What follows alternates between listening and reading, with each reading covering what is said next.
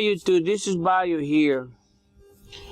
Basically, I got a couple of items to show you, but I had to talk a little bit about what's going on in Kazakhstan. I know some of you might not even know what Kazakhstan is. Kazakhstan is or was the second, or the after Russia, the landmass of Russia. Kazakhstan is the second biggest landmass that used to belong to the Soviet Union. After the Soviet Union, kind of everybody went apart, doing their own business. Kazakhstan became independent, like Georgia, Azerbaijan, all the other states. And they were doing okay. They have a lot of oil, extreme amount of oil. Caspian Sea, extreme amount of gas. So it's a wealthy nation per se. And they never have issue with the population and the government, never. But recently, 2 years ago was the first time that the prime minister was let go, vote of no confidence, because misunderstanding with the parliament. They have a parliamentary system, which means they have an MP, PM, a prime minister, and a president.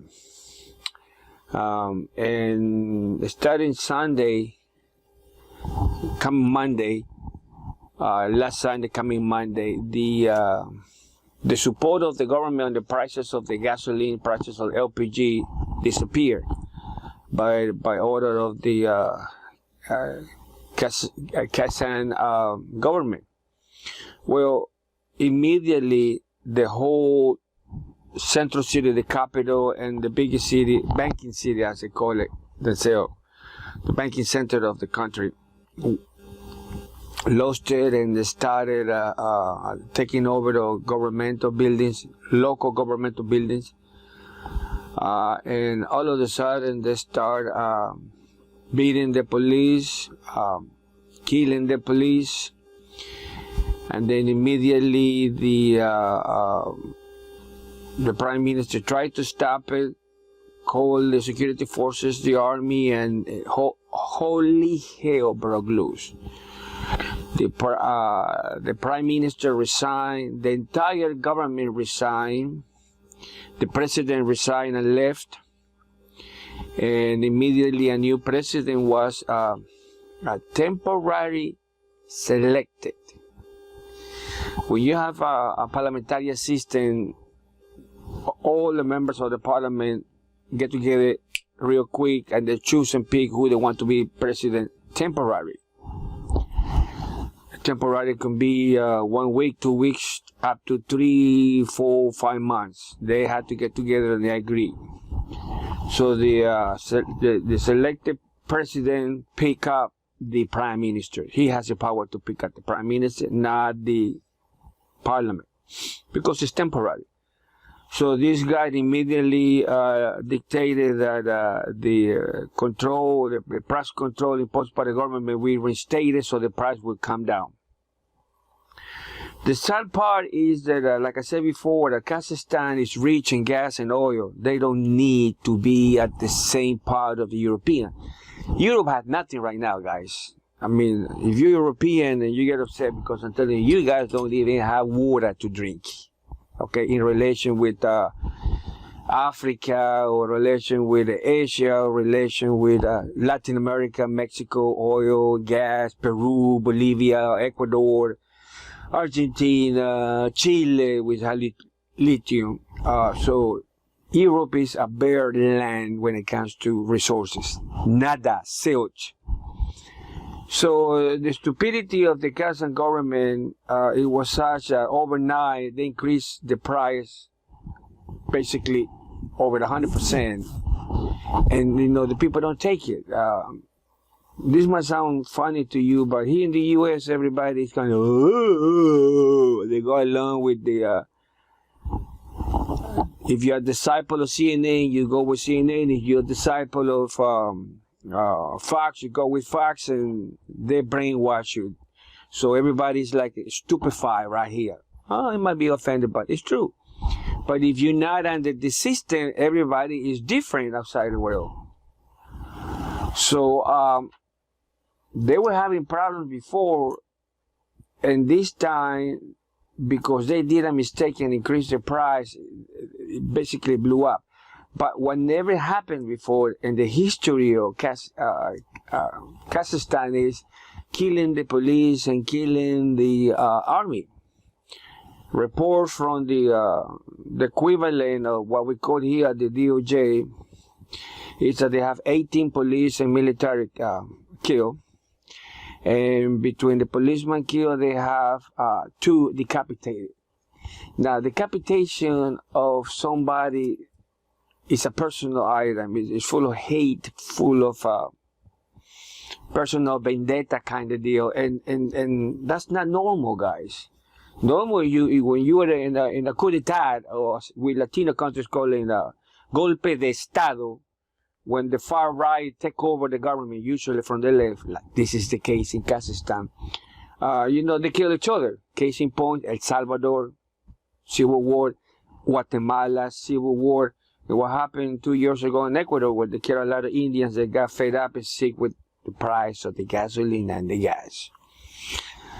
So Russia, Armenia, Kyrgyzstan, and all the other countries, a group of ex-Soviet republics. They got a Security Council agreement. It's 6 of them. They basically, if they attack or have problems, they will support each other. So basically, they have the right to send each other troops to help solve the internal problem. So the U.S., the idiots in Washington, cannot say jack anything because they have an agreement. It's like NATO. Is the NATO, you attack one, you attack the whole NATO group. This is the Security Cooperation Agreement, which is basically direct support. Well, as usual, the Russian President Vladimir did not want to get involved on Chapter 1. Usually got involved in Chapter 2, sending the troops. But satellite link, support, airplane, to see who's moving who's doing what, is done automatically. So Russia is helping counterintelligence, like they always do. And Armenia was the first country that it says, okay, we convene a meeting, we have this problem, we are about to support Kazakhstan with troops, and then Armenia said, okay, we're going to send, I think it was a battalion. Belarus, to my surprise, is not part of the Security Cooperation Agreement Council, but they said they're going to send a whole division. Now, if you are one of the 6 countries that belong to the Security Council Agreement, blah blah blah blah, you have an agreement, unlike the U.S. signs agreement, and the next year, next president basically flip the bird, the whole world, and do whatever they want, Indian give it kind of deal. You abide, the rest of the world abides by the contract. Contract is sacrosanct. Over here, doesn't mean crap, but around the world, once you put your ink on the paper, you have to abide by it. So Belarus is not part of the agreement. However, is a country that immediately responded that they're going to send a whole division. A division, we're talking about over 10,000, 12,000 people, especially as an infantry division. But what I want you to see is whatever the West, whatever this is my nickname, United States Rats Incorporated do outside the U.S., the rest of the world pay close attention and immediately react to protect the other party. Yesterday, the U.S. White House press secretary, a female with a Polish name, blonde, little short hair, with a nose bigger than Pinocchio because she lies left and right. She told the press in the White House conference meeting that the U.S. had nothing to do with it. Of course, you had nothing to do with it. That's a problem. Rats Incorporated is doing a mess. To the point, I want you to understand this. If you're a civilian you don't see it. If you're military, you understand what's going on. They take the building, they burn the governmental building, central governmental building, like they say the county courthouse, where they have all the papers and deeds and blah blah blah blah.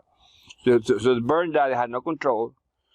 And then 2 days later, when the actual president told the Kazakhstan army, this is a terrorist action against the government, so you shoot to defend the buildings, defend the property, defend the state property. Even here, destruction of government property is a felony. But over there, now the situation is so bad that the president said, the acting president said, protect the staff no matter what. So you can call it nationalist, but the people, they already know that those guys are not local citizens, or you must say local peasantry, or local people, because it is not a political problem. The opposition is also scared because this has never taken place before. So this is not a political matter because all the parties are like, what's going on, guys? I'm scared. Me too. Blah blah blah. And they are killing cops and soldiers. Civil war. And what side we don't know, because the political party is like, you send some guys over here to protect me, because I don't know what the hell is going on. Now they are burning and attacking ambulance, which is go against all norms of humanity. You don't attack ambulance, you don't burn ambulance. And now the hospitals in the area where they got the conflict have been surrounding and not allow any wounded personnel to be put in the hospital. That's the second no-no. So we have some situation that have never taken place. Not even in El Salvador, not even in Libya, not even in Lebanon, not even in Syria. We have seen the problem with the hospital. NATO bombed the hospital, but you never seen soldiers outside or rebels or terrorists per se blocking the hospital so nobody goes in and receive medical treatment because they want them to get killed. So later somebody goes, see, human rights violation. Everybody understands that all around the world. I have seen news, French news, Russian news, German news, Spanish news, Italian news, African news. Everybody is surprised of the way that the problem blew up so fast, so quick, in days, in hours, guys. So it's interesting, but like I said before, Belarus and all the countries that are part of the Security Cooperation Council are sending the soldiers. So now you got outside sources going into Kazakhstan, the capital cities and the banking city. Like I was telling you, I cannot pronounce those names, so I'm not going to tell you. But you can read outside U.S. news. You can read everything. Even YouTube has some video. So you get outside forces to basically protect the government, which is elected. The parliament is being elected. The president is gone, resigned. All the ministers are what is called in the parliamentary system that take care of government. As soon as everything gets settled down, they have new elections. They vote for the president, and then the president pick out the ministers. So everything is temporary right now. So you cannot argue. We don't want the government. The government is gone, guys. Finish, no más. So that's not a reason to do anything. Now, and the new president and the new prime minister already has said the price of the gas, the LPG, and all the carbon, everything that people need, it went back to being in control by the government. So technically, they don't have anything to complain legally. But you still have problems because now everybody knows that outside forces trying to take over the country, okay? And this is why Belarus, which is a president that sometimes I like, sometimes I don't like, but he goes for the people first. And in this case, he knows what's happening because the West did it to him. and basically say, pay back his hell, because now I'm going to help the Kazakhstan people not to go through the mess that we went. So I want you to be aware that that's going on in Kazakhstan, and it could happen over here. Now, Biden wants the DOJ to accuse the last president, which I don't like, by the way. He got a big mouth, a little bit upstairs. That's why he got into problems. He liked to be a showman. To be arrested for sedition or something like that. No, he's the president. He did not say anything that be construed as sedition. So you got a legal mumbo jumbo problem, accusation which could turn the country upside down. See, people in power have to be careful how they talk, because it come back, and it come back and that can hurt the whole nation. Okay, the whole nation, because we are polarized over here. If you don't understand what I mean polarized is, this guy that this, they say this is red, and everybody in this group says yes. This group right here, this is blue, and everybody in this group is blue. Now, people like me in the middle, independents, we don't care about the red or the blue. We're independents. Both of you guys have no brain, technically speaking. Create more problems than solve any problem. But now the problems that we have in outside coming back to over here, and sooner or later, it's going to get us. Okay. Let's go back to what I got on my last purchase on the Asian stores. I bought this little box of candles. I call it toy candles, but this is for the Asian religious activities. They have in color, multicolor. They have red, they have white, they have green. This is to put on the lamps, Asian lamps, like Chinese, Vietnamese, and they allow the colors inside the lamp to take shape. So I got green, yellow, white, red. Normal Asian lamps for holiday or for religious purpose. And I just burned one before the show. Each one of these little cake, I call it cake, memory blank. What is the producer? What's the name of these? Candles. Cake candles. I call it cake candles, but in actuality it's religious activities candles. And each color had the ability to put the lamp with the same color of the candle. So I think it was 33 minutes. So one of these stays warm for 33 minutes, which is not bad. Especially if you need a little bit of light right before you get into the sleeping bag or go to sleep and you sleep in a sack. You can make a, I don't have a Coke can or a mineral water can. You can open it up and make it like a little candle, set it next to you so you get ready to go to sleep, and this give you enough light. And about this one, okay, the price of this one, 79 cents. That's what I got it. And this one is 99 cents, guys. This is also for religious activities, Buddhist, I guess. And this is quite hard. It's not like Western candles, but a little bit longer. I haven't burned one of these. This one only have 2 for $6 in the box, and it's 99 cents.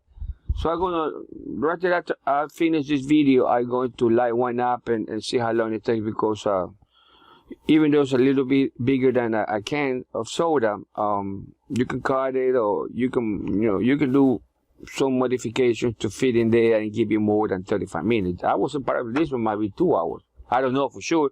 I'll tell you next time.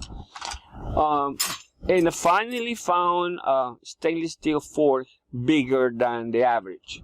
This is my Korean spoon. You heard me before kind of nag a little bit. I said, what is the people, buy these little spoons, and they want to eat with little spoons, and you want to cook with those little spoons. To me, that's about this size. I said, no, guys. I mean, you're going to burn yourself.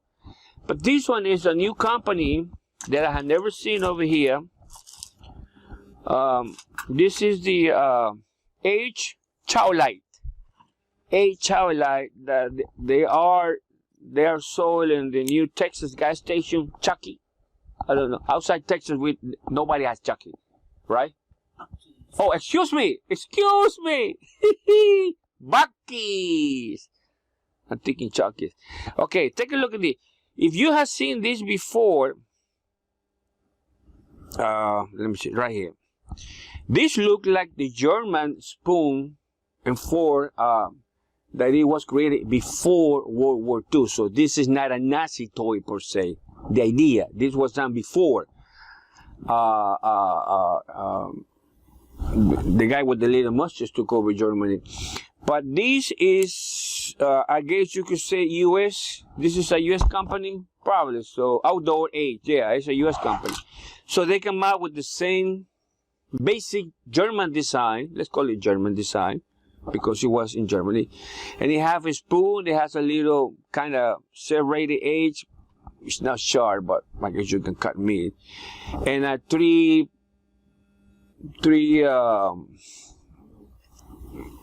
leg spoon. This one, three prong fork, like a regular fork. This one has 4. You see the difference now. This one, the Asian fork, is about 1.5 inches longer than the US style. Now, why do I like longer than normal utensils? Because it's easy if you have like a mess kit, German style, Russian style, Swedish, Norwegian, to cook. And you don't have to mess with this little philosophy that some people have over here. You know, sometimes I gotta read this. Using this little Mickey Mouse spoon. No, you can have that. I'll go with the long one. And I finally found a long enough fork to kind of pick on the beef when you're cooking it on the fire, so you're not going to get burnt. Now, this one was $1.99, and this is a Korean. It's around the same price, $1.99, $2.99. Okay. Now, this is what I like about Asian stores. This right here, crema de habas package, is to make soup. This is a South America bean, sort of like a bean per se. We call it habas. And then the India has been eating this. This is typical South American product. You don't find it in the US. Like quinoa, it's a South American seed. Like potatoes, it's a South American vegetable that it was taken to the whole world. So potatoes are now part of the whole world feeding pattern, which are good. And also, this is what I want you to understand. If you don't have a square brain, Army linguistic talk, you go and try to get the stuff that somebody around the world is using because it's effective. Just because it was not made in the USA, like some people think, that doesn't mean it's bad. Okay, so this right here, it has so much minerals, so much vitamins. Okay, I'm gonna tell you real quick what they have in here: calcium, hierro, iron, phosphorus, energy 357 milligrams, special energy, fibers, fat, carbohydrates 64 milligrams. So you have a stuff in here that you don't need a piece of meat. Now, what do I talk like that? I was for a while, I was part of the Facebook group in surviving and blah, blah. It was radical US style. And I was one of the few in the US that was telling, you're doing this wrong, because the guys were telling hunt, robbery. No. If you go to the right kind of beans, kidney beans are the best when it comes to protein and mineral for the human body. So, when I'm trying to explain to you, if you're smart enough to comprehend, you don't have to have beef or meat to survive. beans are the best thing you can have in the world. The UN distribute a flour made out of plantain, which is excellent. Now we have flour made out of yuca. Here in the Americas, the name is yuca. Even in English, you put extra C. It's mispronounced yucca, but still yuca. And in the Caribbean, because they got a lot of African influence, they call it cassava. That's the African name for yuca, cassava. So they are, oh, and by the way, the Africans don't eat beef or rabbit every day for survival. Or do they? I don't think so. But you can check it out. Don't let me lie to you. So once again, read about beans, especially what the Native Americans, not necessarily the U.S., because I told you, the U.S. doesn't have all the beans that the rest of the Americas has, okay? That's why we don't have plantains in the U.S., not even in Florida. It goes south. And if you can eat plantain, at least one plantain a day, you're not going to die. You're not going to lose weight. You're not going to, go... what's that disease that sailors have because they don't take a vitamin C? Escorbuto. Huh? No. In Spanish, it's called escorbuto, and it will kill you because you need vitamin C. Actually, a lot of movies, Navy movies, sailor movies, that they have that disease, and they have to eat vitamin C, tomatoes, limes, lemons, oranges, because the body requires that. So there are some fruits, vegetables, and beans that they have all that. So they believe that you have to hunt. Therefore, you got to bring 50 boxes of ammunition. Not really, guys. Not really. You just got to change your diet. Okay, especially if you're diabetic or you're older, you need more than a younger body does. Okay, especially if you're carrying around your grandparents. Read a little bit outside the box. Okay, the U.S. per se doesn't hold the celestial power of the whole galaxy in truth. Now we're learning that it's getting worse and worse and worse. Oh. Just to rub it in, and some knows, it's not everybody. The Chinese Space Agency put out an invitation to bring countries that want to participate in the Chinese space station to submit a science project. The only Latin country out of 27 was Peru. And everybody, like Argentina, like Brazilians and Mexicans, people with a little bit more science power, they were saying, Peru? What the hell do the Peruvians have the Chinese agree? And I was laughing when they came out in the international release press, China will pay 50% of the experiment for the Peruvian, but the Chinese space agency will claim property, the results of the property. The results of the investigation will be Chinese property. Say, hey, you pay for the stuff, it's yours. The deal is that they want to have a potato, papas, as it's known. Now, whatever the Spanish call it, papas is Americana. It is America, so you call it like we call it over here. Why they call it somewhere else another name? I have no clue. But the name is papas, potatoes. They wanted to have it grown and be ready for consumption in 4 weeks, guys. That's the secret, and that's the investigation that the Chinese said, yeah, guys, you Peruvians, yeah, that's a great experiment. You can grow potatoes in 30 days? Unbelievable and fast, because nothing can grow up in 4 weeks. Now, I know we have some potatoes, that little bitty ones, the cherry looking ones, they grow, but they take about 7 weeks, 8 weeks to grow, and they are very nutritious. But 4 weeks is that's science, pure science. And Peru was the first Latin country, one of the few countries that the Chinese says, yep, the experiment is type 1. I'm not going to tell you what happened to the U.S. First of all, they did not follow the rules. Remember, when you submit your science project in another country, you follow the other country rules. We don't have the celestial rules. Comprende? We don't. We don't have the celestial truth neither. So whatever the other country say, you have to do step 1, 2, and 3. We have to do step 1, 2, and 3, or you're out. Point blank. You don't like it?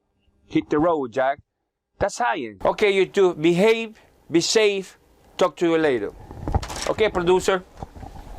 Don't kill me now.